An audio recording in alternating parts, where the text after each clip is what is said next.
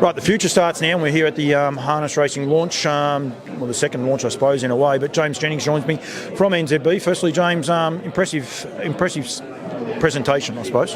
Yeah, everything has been about positivity, and we've needed this for a long, long time.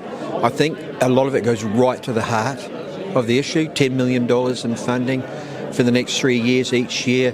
That's money that goes into the owner's pockets. The centre of racing is the owner. Without the owner, sales companies don't exist, buyers don't exist, breeders don't exist, because it's the owners that pay for our wonderful athletes to go onto the track and then entertain what they are doing with the revitalisation of the punting side of it.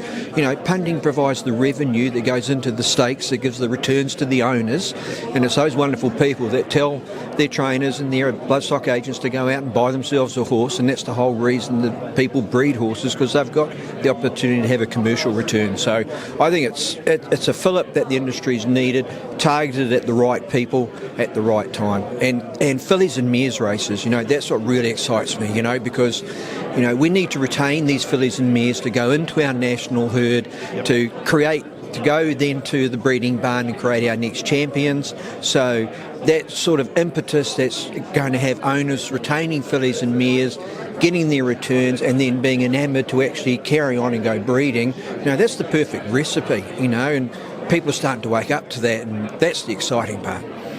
You just about covered off and everything. I don't know if I have to ask another question. I think you said one word there before or something along those lines. But you're at the coalface, and you're at the coalface at a different part of things. I mean, the trainers are there. Some of the trainers are battling. Some of the trainers, they want different races. They want them in different spots and things along those lines. But when I say you're at the coalface, you're aware of what is happening with the breeding industry. You can see it from NZB's point of view, which then, you can see when you're watching races and all the rest, and probably a little bit of a head scratcher. Something like this and how positive it is going to be for the industry can only help the industry grow and hopefully stem the tide and even get the numbers back up. Yeah, I think I touched on that just then, with fillies and mares, and the focus is on being on the owners. So that's what we need. We need those numbers to get back up again, and then we need to see that commercial reality come through.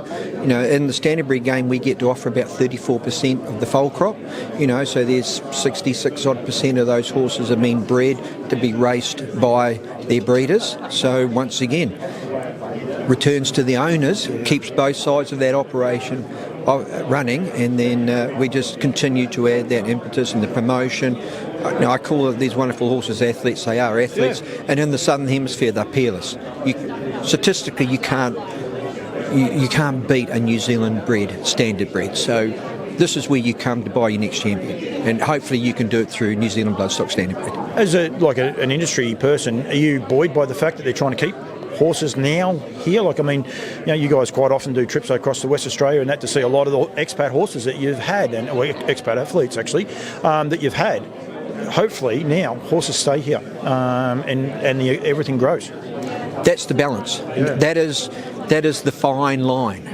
Yes, we want to breed to succeed, and with that success, other countries come, like our good friends in Australia, come and buy those good horses, but we need that balance of retention as well, so we still have those horses in, as I say, the national herd that keeps producing that quality of bloodstock. And I think if you look at every jurisdiction around the world, every jurisdiction for the better part will be telling you that the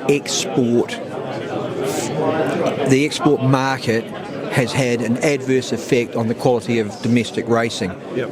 We all accept that. So what we need to do now is, through the funding, stakes and everything else, strike that balance where we have a good export market, quality product, sold at a premium. How do you do that? You have racing locally where the horses are wanted, has retention within the local market, and that's where you strike the perfect balance. Yeah, and you're right, and that is the trick, and that's what they've got to. Hopefully they can get it right with the money and things along those lines.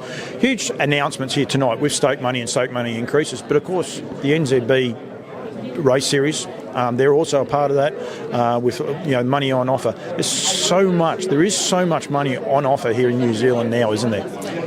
And so there should be. That's if we generate the returns through the racing, and those returns come into our owners' pockets through stakes, It's the perfect recipe. We've already said that, Paul. So, and then we see those results in the sales room because the horses have an intrinsic value, and it's a win-win-win situation that everybody in every step of the process gets the opportunity to get a return.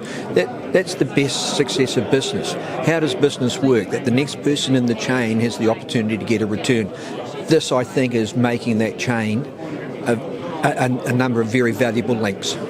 Well done to you. NZB, as I said, great contributors to harness racing, sponsor races outside of even those race series as well, which the industry needs. I put me, don't worry, I get paid by you guys to promote your product. This is not for that. This is actually just to say thank you because the industry needs it. I said the same thing before with IRT. All these big sponsors that put so much into this industry, we need them as well to continue to grow it. One thing we do have to do, August the 2nd, Friday, August the 2nd at 5 o'clock, nominations closed for the yearling sale. So we want to make sure people are well and truly aware of that. It's not that far away. No, it's not. It'll be here any tick of the clock. So if you're considering entering your horses for the national yearling sales, please have them to us by 2 August, please. Yep, and do that. And if you want to send any gifts or anything to me, because it's my birthday as well, please. There's no cut off. 5 o'clock's fine. It can be 7 o'clock, 8 o'clock. I don't care when I get them. I'll be all good with them. Yeah, good on you, brother. Hey, happy birthday for the 2nd. James, so what is that, 70? Yeah, 21.